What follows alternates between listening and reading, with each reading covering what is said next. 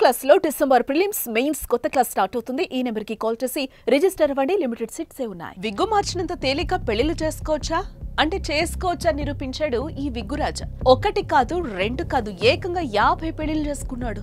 విగ్గులు మారుస్తూ వేషాలు వేస్తూ 50 మందిని వివాహమాడాడు.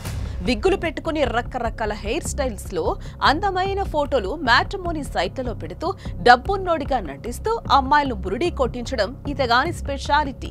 ఈ కేటుగాడి వల్ల చిక్కుకొని మోసపోయిన ఓ ఫిర్యాదుతో విగ్గురాజా భాగవతం మొత్తం వెలుగులోకి వచ్చింది. ఒకప్పుడు పెళ్లంటే అటు 7 తరాలు ఇటు 7 తరాలు చూసుకుని సంబంధాలు ఖాయం చేసుకునేవారు. అయితే ప్రస్తుతం కాలం పూర్తిగా మారిపోయింది. మ్యాట్రిమోనీ సైట్లు, కమిషన్ల బ్రోకర్ల ద్వారా సంబంధాలు కుదుర్చుకొని పెళ్లిళ్లు చేసుకుంటారు. ఇదే అదురుగా కొందరు మోసాలకు పాల్పడుతున్నారు. ఈజీ మనీకి అలవాటు పడిన కొందరు కేటుగాళ్లు మ్యాట్రిమోనీ సైట్లలో ఫేక్ ప్రొఫైల్స్ పెట్టి అమ్మాయిలను మోసం చేస్తున్నారు. పెళ్లి సంబంధాలు కుదుర్చుకొని భారీగా కట్న కానుకలు తీసుకుని ఆ తర్వాత మొహం చాటేస్తున్నారు. తాజాగా హైదరాబాద్ లో కూడా ఇదే తరహా చోటు చేసుకుంది.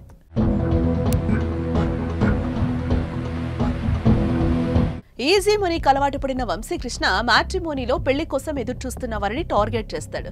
వారిని అనుసరిస్తూ మ్యాట్రిమోనీ వెబ్సైట్ లో ప్రొఫైల్స్ సృష్టిస్తాడు. అందమైన ఫోటోలు, ఆకర్షణీయమైన వివరాలతో పాటు ఐఏఎస్, ఐపీఎస్ వంటి హోదాలో ఉన్న వ్యక్తిగా చూపిస్తాడు. వివాహం కోసం క్రమంగా సంబంధిత అమ్మాయిల తల్లిదండ్రులతో చర్చలు మొదలుపెట్టి వారి నమ్మకాన్ని పొందుతాడు. తీరా పెళ్లికి సిద్ధమవగానే ఆర్థిక సమస్యల పేరుతో పెద్ద మొత్తంలో డబ్బులు గుంజుతాడు. ఇక తాజాగా గచ్చిబౌలి ప్రాంతానికి చెందిన ఓ ప్రముఖ డాక్టర్ కుమార్తెను పెళ్లి చేసుకుంటారని వంశీకృష్ణ మాటిచ్చాడు. ఆమె తండ్రిని నమ్మించి 40 లక్షలు తీసుకున్నాడు. అయితే డబ్బు విషయంలో మరోసారి ఒత్తిడి చేయడంతో ఆమె తండ్రికి అనుమానం కలిగింది. ఈ సమయంలో వంశీకృష్ణ ఆ మహిళా డాక్టర్ ఫోటోలను మార్ఫింగ్ చేసి సోషల్ మీడియాలో పెట్టి పరువు తీస్తానంటూ బెదిరించాడు. దీంతో మోసపోయానని గ్రహించిన డాక్టర్ పోలీసులకు ఫిర్యాదు చేయడంతో విగ్గురాజా భాగవతం బయటపడింది. అయితే విగ్గురాజా వంశీకృష్ణకి ఇదే తొలి కేసు ఏం కాదు. గతంలోనూ పలు నగరాలు ఇలా మోసాలకు పాల్పడి అరెస్ట్ అయి జైలుకు వెళ్లొచ్చాడు. కానీ జైల్లో నుంచి బయటకొచ్చిన వెంటనే కొత్త మోసాలకు సిద్ధమవుతాడు.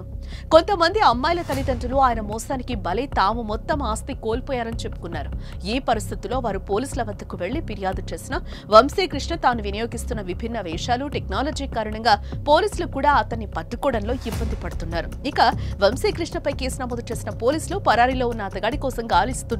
ఇక ఇలాంటి మ్యాట్రిమోనీ వెబ్సైట్ల ద్వారా సంబంధాల కోసం ప్రయత్నిస్తున్న తల్లిదండ్రులు ఆచితూచి వ్యవహరించారని పోలీసులు సూచిస్తున్నారు. సంబంధం కుదిరే ముందు వ్యక్తి గురించి సంపూర్ణంగా విచారించి నమ్మకమైన వర్గాల ద్వారా ధృవీకరణ పొందాలని సిఫార్సు చేశారు.